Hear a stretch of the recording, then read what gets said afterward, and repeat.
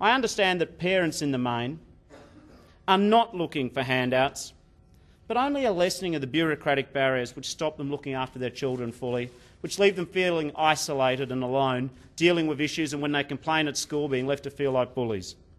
I think we need to look at individual circumstances. We should look at home modifications, medical equipment, respite care for parents as necessities, not luxuries but necessities. The DIG looked at a national disability insurance scheme, an idea from the 2020 summit, and believes it is worthy of further investigation by way of feasibility study. We need to cost it.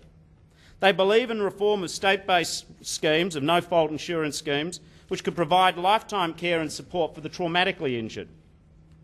The proposed scheme could be based on the no-fault workers' compensation model and provide support on a needs basis for people with serious disability. The idea of a traumatic injury scheme, or the bigger idea of a national disability insurance scheme, are big picture. I believe it's as big as the original idea for Medicare or superannuation. It would turn our current system of providing disability services on its head. Instead of funding services for people with disabilities to find, knowing that we're always invariably playing catch-up, this proposed new approach will provide individualised lifetime care and support for each person from the point of diagnosis. Individual case managers could work with individuals and their families and carers, developing customised plans of treatment, care and support, aids and equipment, transport, home modifications, so on, you know the list. For the first time, there could be certainty and a whole-of-life perspective for people with disabilities and their families. I believe it's a simple, yet exciting and visionary idea. It has big implications for our society and for the provision. It is a fundamental shift of the provision of services for people with disabilities.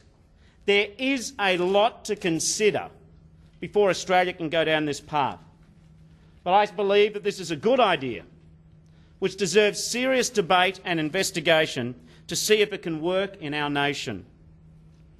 Old systems are being discarded and a new and better system is beginning to emerge, though we are not there yet.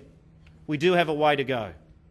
Where we should be one day, I think, is a little bit like this. Support should begin upon the day that a child's condition is diagnosed, which in many cases could be before birth.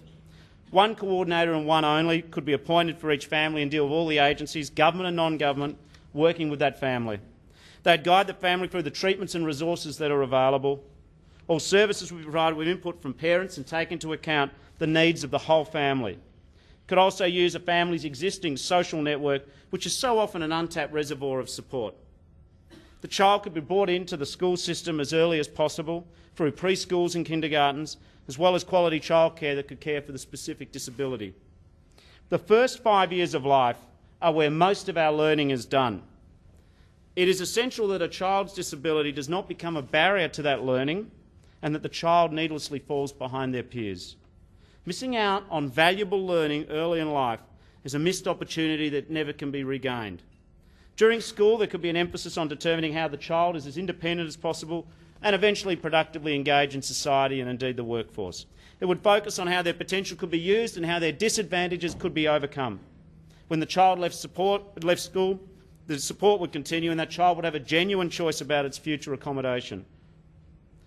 It would have its same freedom to leave the parental home, or to stay, that many other young people have and exercise. They would enter a world which did not judge them, fear them or pity them, but rather one where they're judged by the content of their character, not by their impairment, by their ability, not by their disability. Public buildings and shops and vehicles would be as accessible as possible. Housing could be designed with their needs in mind. No years of quiet desperation, no longer living years of quiet desperation. And finally, the extra money that we would need to achieve all of this would not be seen by society as a cost. It would be seen as a valuable investment in creating adults who are able to work, be fulfilled, be engaged and be independent. I believe we are moving towards this human right. Government and community organisations are working towards it. We do need the rest of the community to support this. And as the bushfires show, Australia will be there, and that will always be there, if the precedent is there, if the tradition of help and service and the bureaucratic superstructure is there to guide us towards the steps that we should take in this, as in any other emergency. And I believe we will. I've seen the determination of people with disability and their families to work and make the most of their lives. I've seen them leaping over hurdles, attempting marathons, attempting decathlons of social difficulty that most of us have never even begun to think about until it happens to us.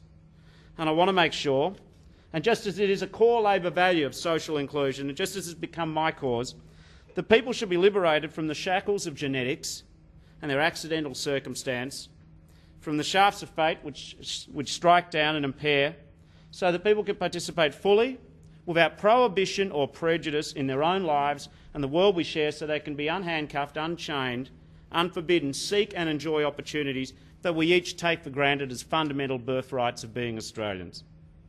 In all of this, it's impossible to overemphasise the need, the primal need the people with disability feel, and it's the need to be ordinary, not to be thought of as amusing or pitiable or brave or admirable or coping wonderfully with difficult circumstances.